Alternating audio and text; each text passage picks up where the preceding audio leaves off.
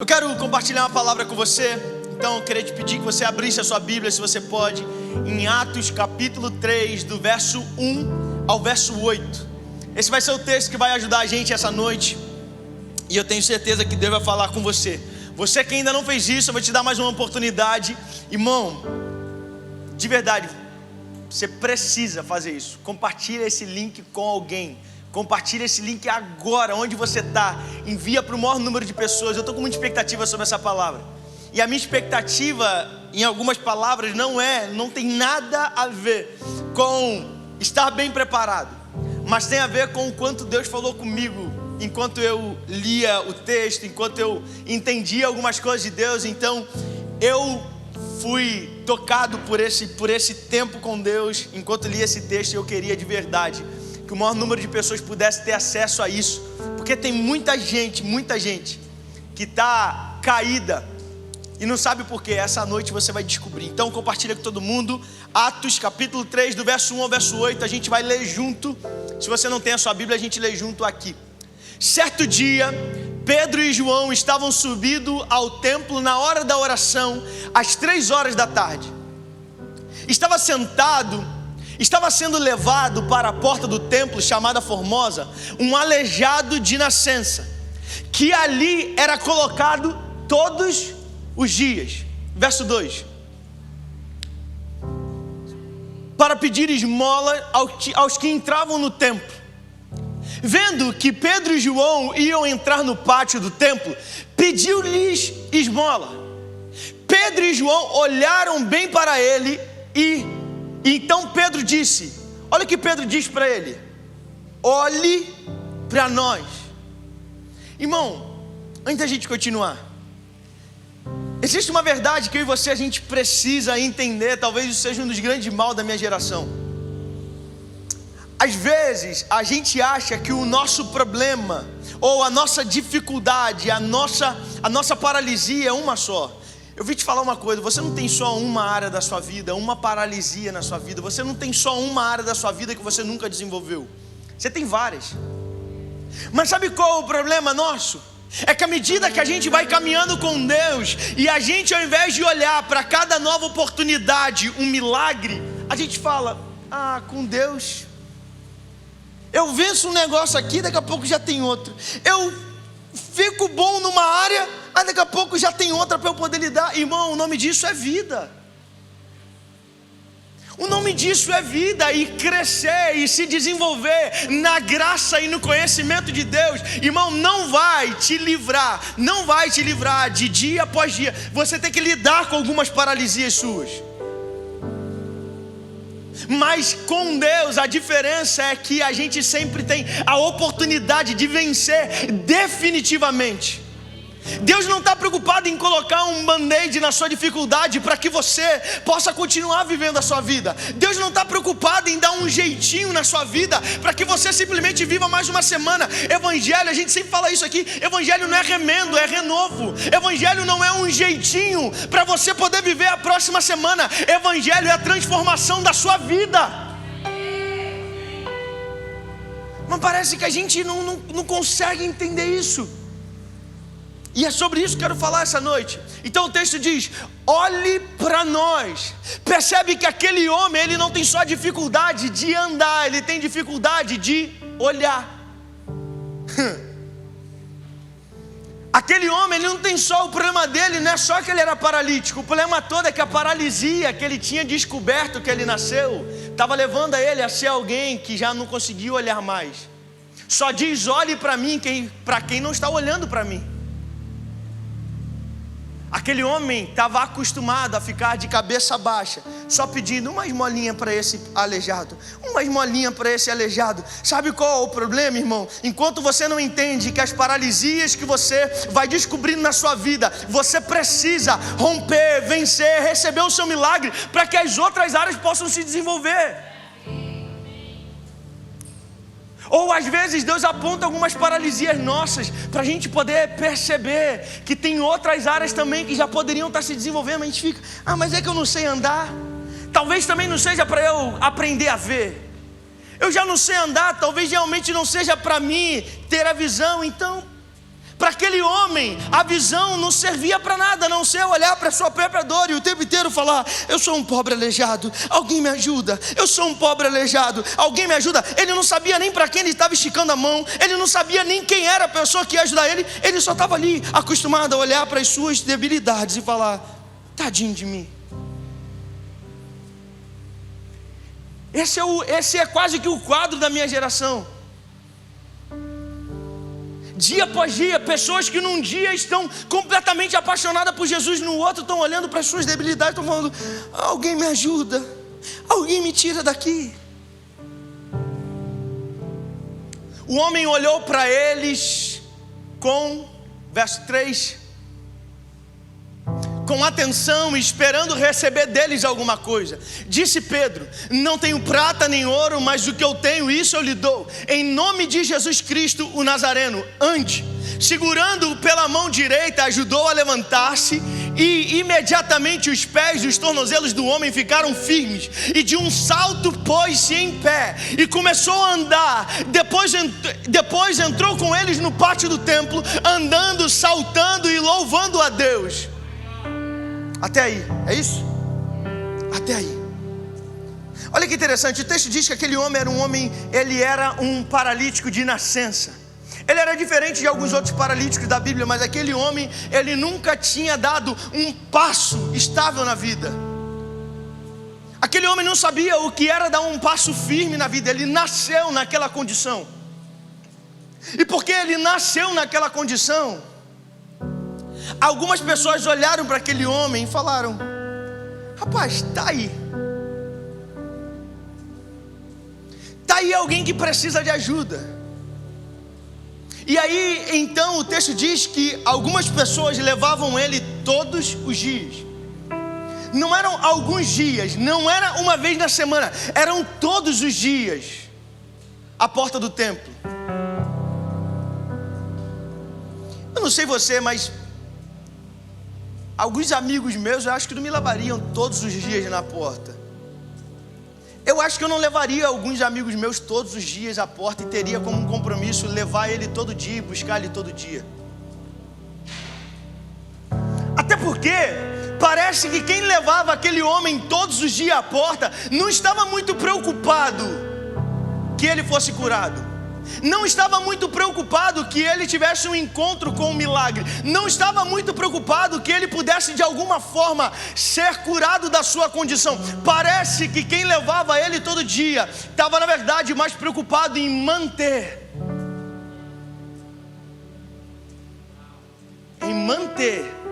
a sua deficiência. Sabe, eu não sei você, mas tem muita gente que está entregando o controle da sua vida para pessoas que só sabem fazer manutenção das suas deficiências. Porque se tivessem preocupado, irmão, eles levavam aquele homem para a geografia certa, na porta do templo. Mas sabe qual é o problema? É que às vezes a gente está na geografia certa, mas com a motivação completamente distorcida.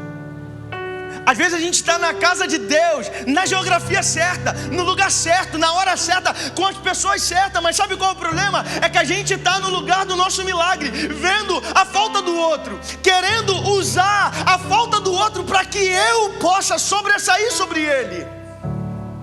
Ele não anda, mas eu ando. É por isso que a igreja tem como costume, a religião, ela tem como costume a colocar sobre nós um juízo de mérito.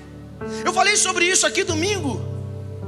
A nossa ceia deixou de ser uma lembrança que o juízo de Deus tornou todos os filhos de Deus prontos, livres para participar da ceia, e a religião transformou um juízo de mérito.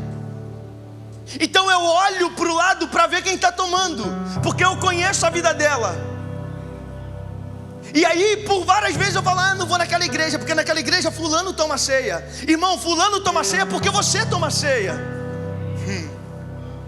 Ele toma ceia porque não tem a ver com o mérito dele, tem a ver com o juízo de Deus sobre ele. Foi Deus quem o justificou, e quem sou eu para não aceitar isso? as nossas falsas curas, os nossos falsos membros funcionando bem, fazem com que eu e você, a gente comece a passar por pessoas que precisam de ajuda, e ao invés de esticar a mão para estender, a gente na verdade está simplesmente ajudando a manter ela parada. Ele estava na porta do templo, irmão. Quem ia para lá, ia porque queria aprender mais de Deus, ia porque queria aprender mais da palavra, ia porque queria aprender da boca dos fariseus, dos mestres da lei, aquilo que a Bíblia dizia, aquilo que o Deus de Israel dizia. Irmão, de verdade, cada dia que passa eu fico mais assustado o quanto o nosso evangelho, ele é tão canibal. A gente está tão preocupado em receber a nossa parte, que se o outro fica sem, o problema é dele. Se o outro não tiver, o problema é dele. Se ele não pode, o problema é dele. Eu tenho o meu milagre para receber. Eu não vou ficar parado, eu não vou ficar simplesmente ajudar alguém a receber o milagre dele. Eu vou atrás do meu.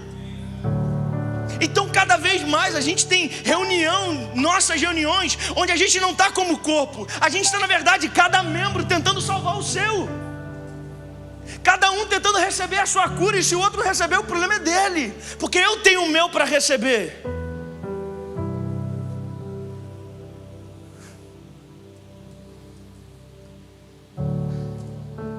Quantas vezes eu e você, a gente na verdade está preocupado muito mais com um evangelho que nos faça nos conformar com as nossas dores, nos conformar com a nossa rotina, nos conformar com aquilo que nós já achamos a respeito de Deus. Irmão, o evangelho não é sobre conformação, é sobre transformação. Evangelho não é sobre a gente fazer manutenção dos nossos defeitos, das nossas debilidades. É sobre transformar cada um deles. Mas é que eu não posso, mas é que eu não sei, mas que eu não consigo, irmão, enquanto você tentar fazer, ser, poder, ter, na sua força, você não vai ser, não vai poder, não vai ter, não vai fazer nada. Mas sabe qual é a boa notícia do evangelho? É que Pedro e João estão subindo. A boa notícia do evangelho é que tem alguém que está subindo para ir para o templo. E esse alguém, ele já pensou muito nele. Pedro, quando Jesus morre, eu vou voltar a pescar. João, caminhando para longe de Jesus. Mas só quem entendeu que as minhas debilidades, que o meu passado, que as minhas falhas, elas não apontam o dedo para a minha vergonha, mas elas levantam o meu ministério, irmão, não está preocupado. Mas lá atrás eu parei, lá atrás eu voltei a pescar, não tem problema, hoje é um novo dia, hoje eu estou indo para o templo e tem alguém que está precisando, eu sou o primeiro. Tem alguém que não tem, então eu tenho, eu dou.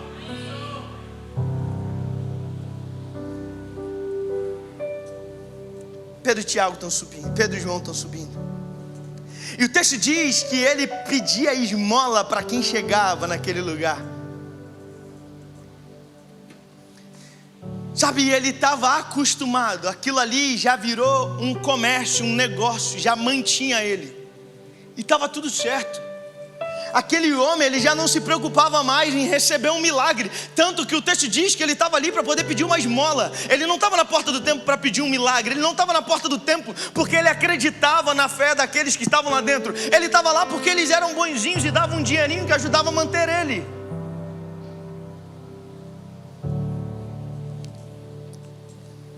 Irmão, quantas vezes eu e você, a gente se acostuma a andar com pessoas que respeitam os nossos limites. Quantas vezes eu e você, a gente se acostuma e o que a gente mais quer numa noite sombria é só alguém que bata nas nossas costas e fale: é assim mesmo, vai passar, irmão.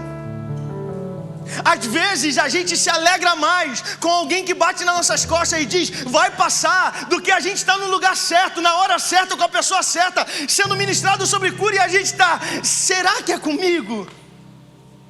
Olha que loucura o que a gente vive. A gente tem muito mais alegria, muito mais prazer em ouvir vai dar tudo certo. Irmão, não vai dar tudo certo. Já deu tudo certo. Há 2000 anos atrás já deu tudo certo. Não é uma possibilidade. Você dar certo na vida não é uma possibilidade. Você ter um casamento feliz não é uma possibilidade. Você abandonar os seus vícios não é uma possibilidade, é uma realidade.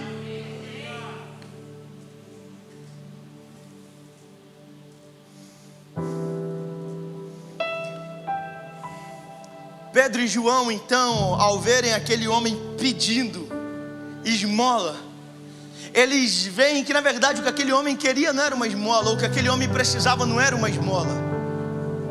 Sabe por quê?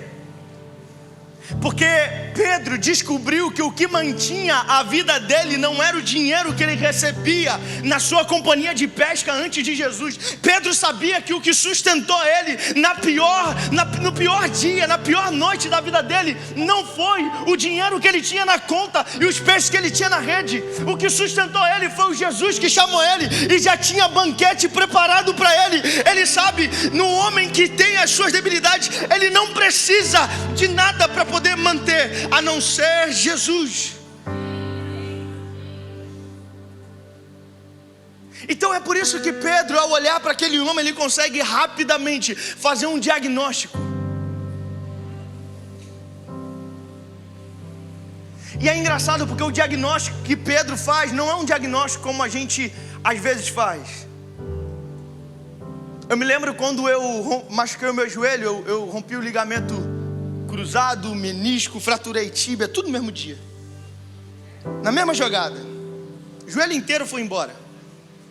E eu tive que fazer ressonância, raio-x, enfim. Primeiro eu fiz um raio-x, vi que estava fraturada a tíbia. Falei, menos mal.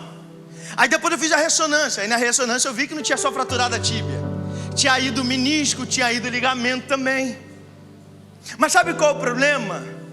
É que tem deficiência nossa, irmão, que você pode passar raio-x, você pode passar eletrocardiograma, você pode passar, mas o que você faz aí? Tomografia, sei lá como é que é o nome desses exames, eu não sei nada de saúde, eu descanso na minha esposa porque ela entende isso. Você pode fazer o exame que for, esse é o problema, é que aquilo que não nos permite caminhar na vida, irmão, não aparece no seu raio-x. O que aquele homem precisava, a medicina podia até apontar, mas só Jesus podia solucionar. A medicina poderia até mesmo dar um laudo, só Jesus poderia transformar esse laudo. A medicina poderia até mesmo chegar a uma conclusão, a ciência poderia chegar até mesmo a uma conclusão, mas só Jesus poderia explicar aquilo que Ele criou. Só Jesus poderia explicar como que se refaz um corpo humano completamente dado como morto para a medicina. Ele sabe explicar o que é dizer: Lázaro, vem para fora, Lázaro, vem para fora, e Lázaro vir.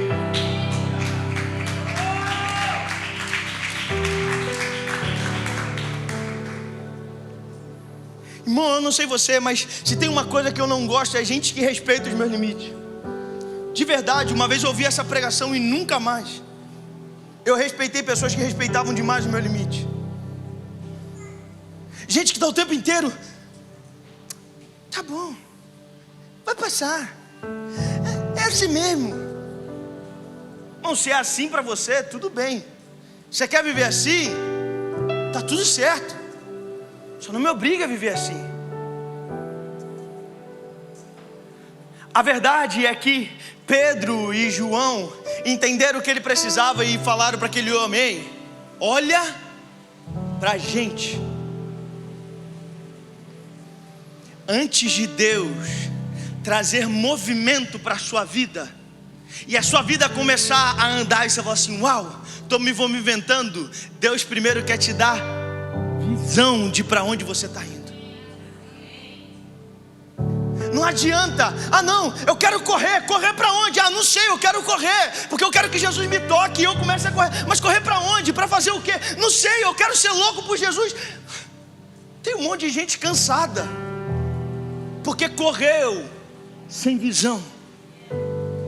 Pedro e João estão ensinando para mim e para você o seguinte: ei, Deus primeiro vai mudar o seu comportamento, Deus primeiro vai mudar a sua visão, Deus primeiro vai mudar aquilo que você pode por fora.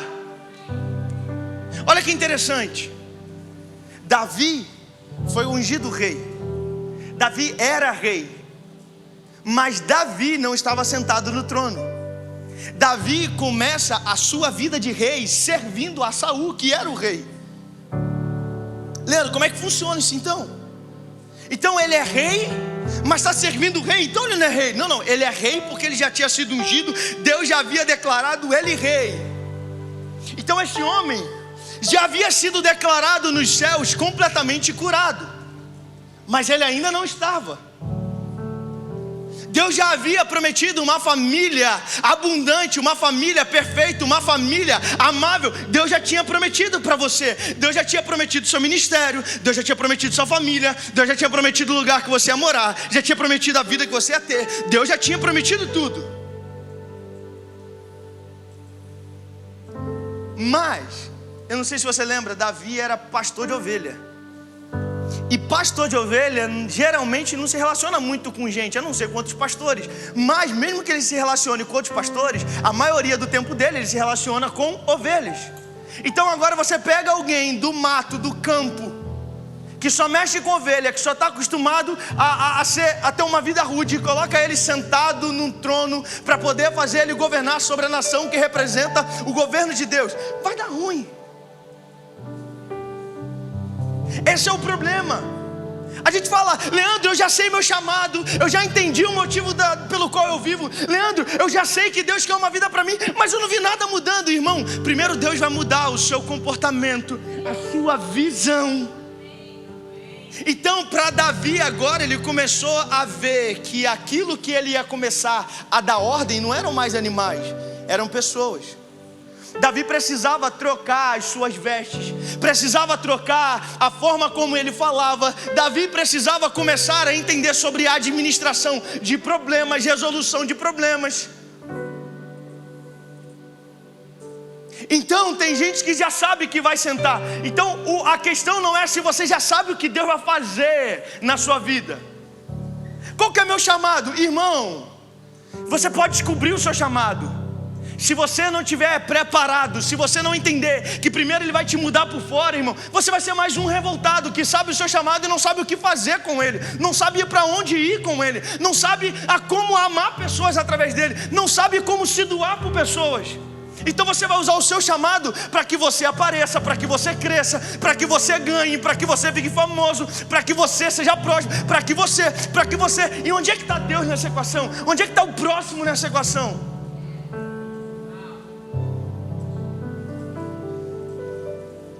Então antes de Deus mudar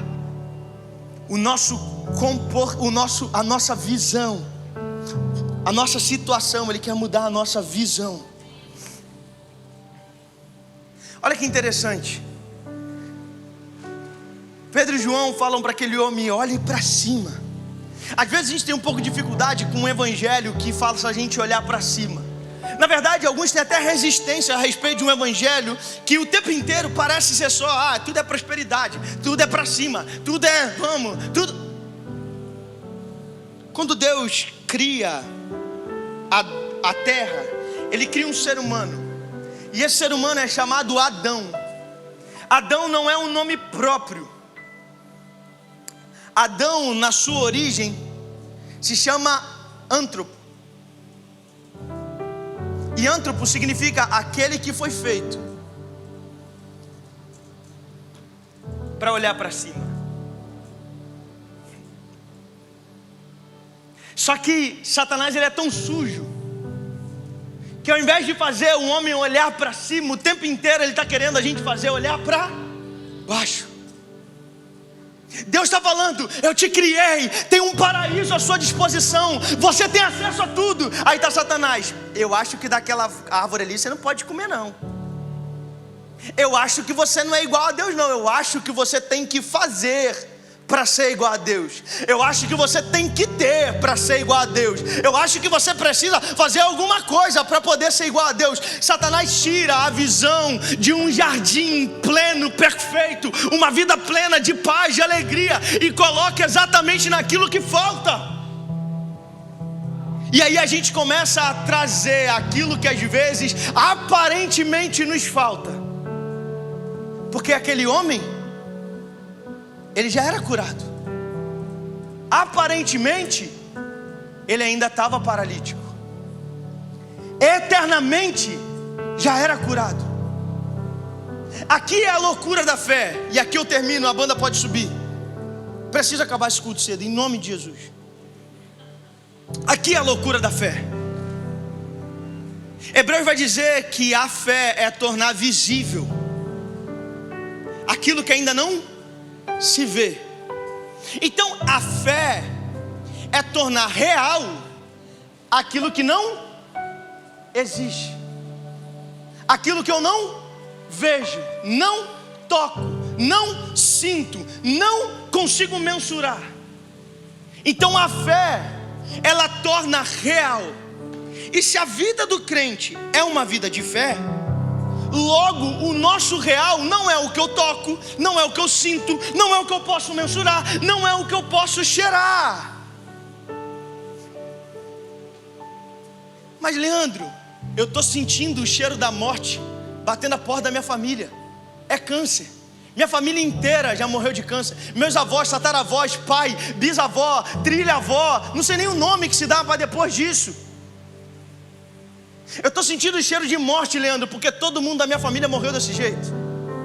Leandro, eu estou podendo ver, eu estou vendo, os meus olhos estão vendo, a saturação está caindo, a saturação do sangue está caindo. Não tem jeito, todo mundo que chegou a esse tipo de saturação morreu. Leandro, eu estou vendo, o pulmão está completamente tomado pelo Covid, 80% comprometido. Eu estou vendo, ninguém está me contando, Leandro.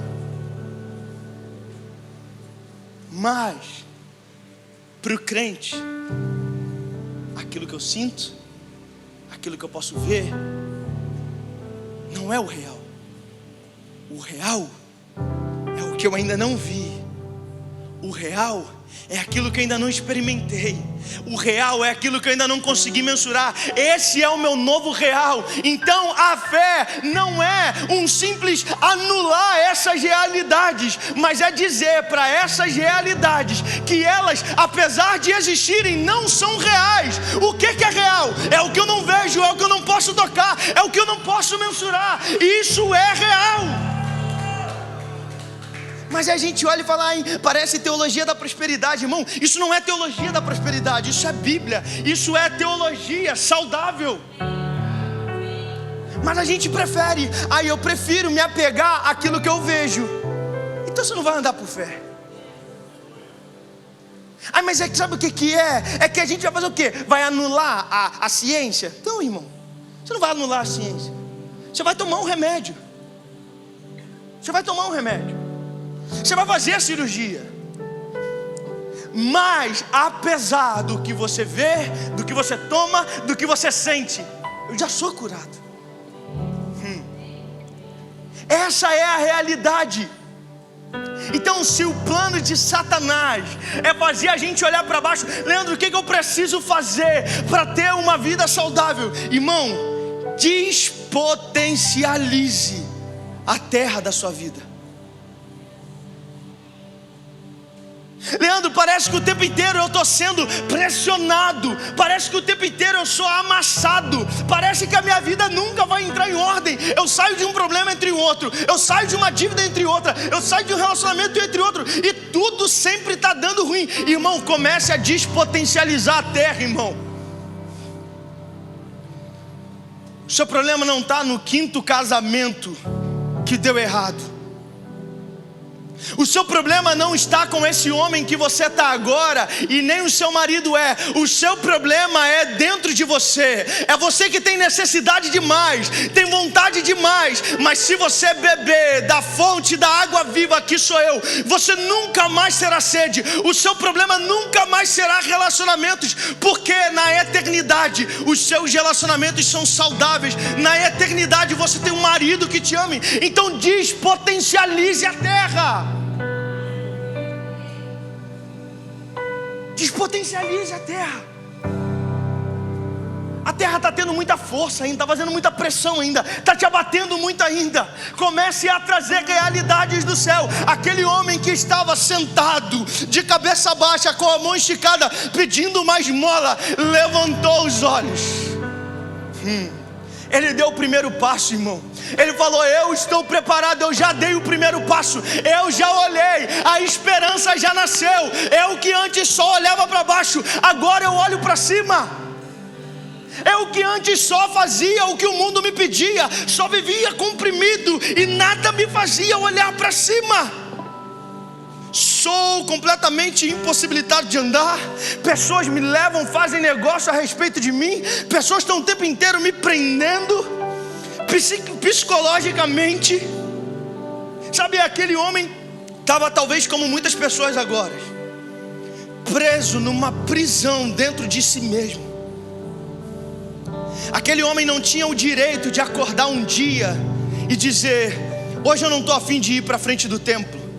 Aqueles homens não queriam nem saber o sentimento dele, não queriam nem saber como ele estava se sentindo. Ei, você precisa ir para frente do templo porque você precisa trazer dinheiro para a gente. Ei, você precisa ir para frente do templo porque você é um miserável. Se você não for para frente do templo, você morre de fome. Aquele homem não tinha o direito de ter vontades, não tinha o direito de andar, não tinha o direito de poder ter uma esperança. Mas quando ele encontra Pedro e João, eles dizem: olhem para mim. E aquele homem então, que estava completamente pressionado de todos os lados, ele olha para cima e diz: tem uma esperança para mim. Ninguém nunca me pediu, olha para mim. Mas se vocês estão pedindo, vocês são diferentes. Eu olho para você, a esperança nasceu, irmão. Onde nasce uma esperança, nasce também uma certeza.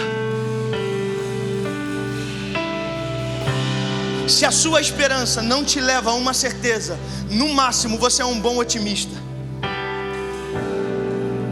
No máximo você é um bom otimista. Porque toda a esperança, eu disse isso aqui já, é como uma semente que ao lançar, eu sei, ela morre para ressuscitar em outra natureza. Morre semente, nasce uma árvore. Morre um aleijado, nasce alguém que anda. Morre alguém que não tinha um ministério, nasce alguém que vai tocar nações. Morre alguém que não tinha um relacionamento feliz, completamente abusado, completamente escravizado, nasce alguém que vai libertar pessoas. Morre alguém sem esperança e nasce alguém que nada vai parar. Por isso aquele homem se coloca de pé e ele diz: onde vocês forem eu vou, onde vocês tocarem eu vou tocar, o que vocês fizerem eu vou fazer, porque o que tocou em vocês tocou em mim, o que mudou a vida de vocês vai mudar a minha.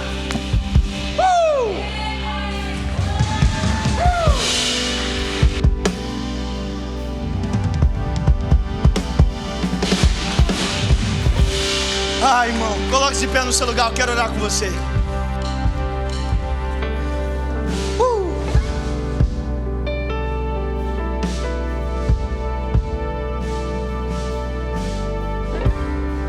Erga a sua mão mais alto que você puder. Você que está aí em qualquer lugar do mundo, fique de pé no seu lugar. Se você pode, fique de pé nesse sofá, fica de pé nesse quarto escuro. Fica de pé, se posiciona como alguém sarado, como alguém que não vive mais dependente emocionalmente de uma pessoa. Levanta, mulher. Levanta, mulher. Você não vai viver mais escravizada a esse relacionamento abusivo. Você não é alguém que simplesmente está aí para aceitar os abusos desse homem. Ei, mulher, levanta, fica de pé, olha para cima. O Deus de Abraão, de Isaac e de Jacó, Ele está aqui. O Deus que liberta, Ele está aí na sua casa. Fique de pé no seu lugar. Você que o tempo inteiro faz negócios e tudo dá errado. Você que o tempo inteiro está entrando em sociedades e tudo dá errado. Coloque-se de pé. O seu sustento não vem da terra, o seu sustento vem do céu. Entra na porta que Deus abriu. Fecha a porta que Ele já mandou fechar. Fica de pé, fica de pé. Você, homem que não consegue abandonar a pornografia, fique de pé. Você não nasceu para ser preso. Você não nasceu para ter esse prazer através de uma tela de celular. Você nasceu para uma mulher. Você nasceu para ser homem de verdade. Você nasceu para cuidar, para zelar, para amar. Você nasceu para refletir Jesus. Coloque-se de pé no seu lugar. Você que abandonou o seu ministério, coloque-se de pé no seu lugar. Tem muita gente já que fez você acreditar que estava acabado o seu ministério. Coloque-se de pé no seu lugar. Você que já acreditou que seu ministério acabou. Você que o tempo inteiro, assim como Pedro, pensou em abandonar. Deus está levantando pessoas para te colocarem de pé. Fique de pé no seu lugar. Você que estava pensando em abandonar o seu ministério. A sua força não vem de homens, a sua aprovação não vem da terra, a sua aprovação vem dos céus. Pedro e João estão aqui essa noite e eles estão dizendo para você: olha pra gente, a gente também já pensou em parar, a gente também já pensou em abandonar, mas nós experimentamos de um agir sobrenatural de Deus e nada e nem ninguém nos para. Fica de pé no seu lugar, irmão. Fica de pé no seu lugar. Você que estava se entregando a essa doença, você que estava se entregando a essa depressão, fique de pé no seu lugar. Não deixe que esses remédios embaçem a sua visão, confundam a sua mente. O céu, o livramento continua vindo do céu. Você não precisa abandonar um processo, abandonar um tratamento. O que você precisa é, enquanto faz isso, enquanto levanta a sua cabeça, você começa, é diferente. Eu vou viver a libertação, eu vou levantar a minha cabeça, eu vou ter esperança, porque Deus vai me livrar. Eu sou curada, ainda não vejo, ainda não sinto, mas essa é a minha nova identidade. Curado, livre, em nome de Jesus. Em nome de Jesus, coloque de pé no seu lugar.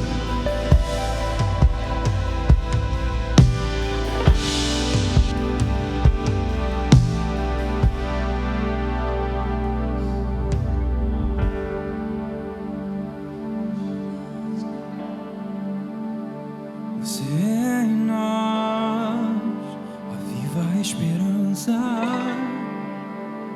Você é em nós, a viva esperança.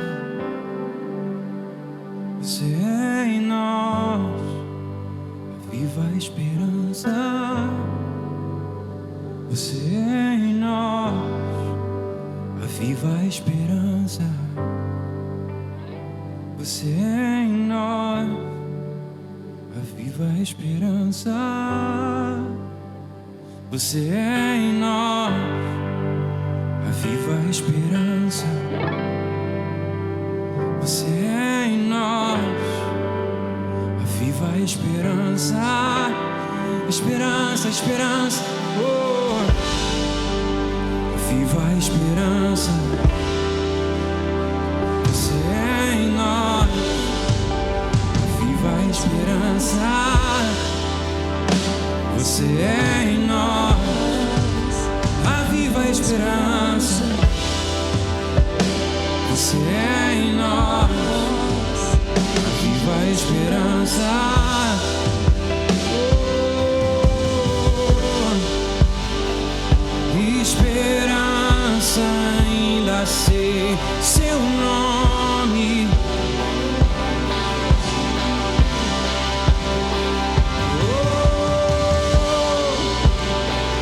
Não há outro modo de viver. Não há, não há.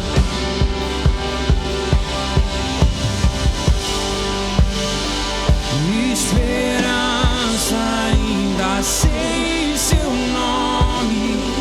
Nós sabemos o teu nome.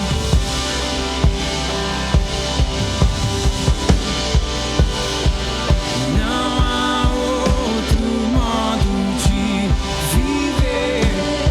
Não, não, não, não.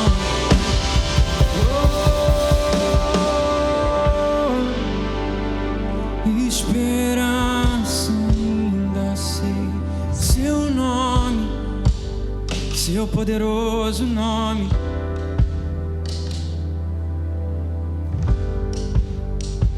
E não há outro modo de viver.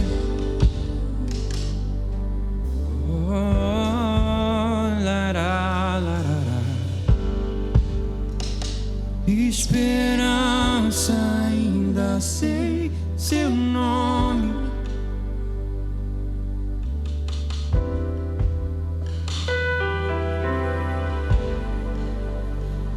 Não há outro modo de viver. Senhor, nós, por fé, trazemos à existência, Jesus, cadeias sendo quebradas essa noite, Pai. Cadeias sendo quebradas, guilhões sendo completamente destruídos, correntes completamente arrebentadas, pessoas dependentes emocionalmente, pessoas dependentes do dia a dia dessa vida, pessoas dependentes de um trabalho, pessoas dependentes de relacionamentos abusivos, pessoas que não conseguem dar mais passos de estabilidade, pessoas que se acostumaram a viver nesse ciclo vicioso, onde tudo está sempre dando errado, onde nada na vida dela dá certo. Deus, em nome de Jesus, nós quebramos hoje, Pai. Nós abençoamos aqueles que por fé se agarram a essa esperança. Pai, nós, essa noite, ó Pai, por fé, nós cancelamos todo o laudo, Jesus, de morte. Todo o laudo de morte sendo completamente rasgado. Divórcio, Jesus. Pai, Satanás não vai mais prevalecer sobre as nossas famílias. Homens, mulheres comprometidas com o Senhor, olhando para cima, tendo esperança, não mais abaixando a cabeça e acreditando que não dá mais o casamento. Pai, em nome de Jesus, nós declaramos para o céu, para a terra e para o inferno ouvir: esse casamento tem jeito sim, esse divórcio não vai sair, esse casamento não vai acabar, essas crianças não vão ficar desamparadas. Pai, nós declaramos o Senhor restaurando de uma vez por todas. Onde havia medo, alegria. Onde existia timidez, ousadia. Onde existia cansaço, renovo. Essa é a nossa oração, Jesus. Essa é a nossa oração.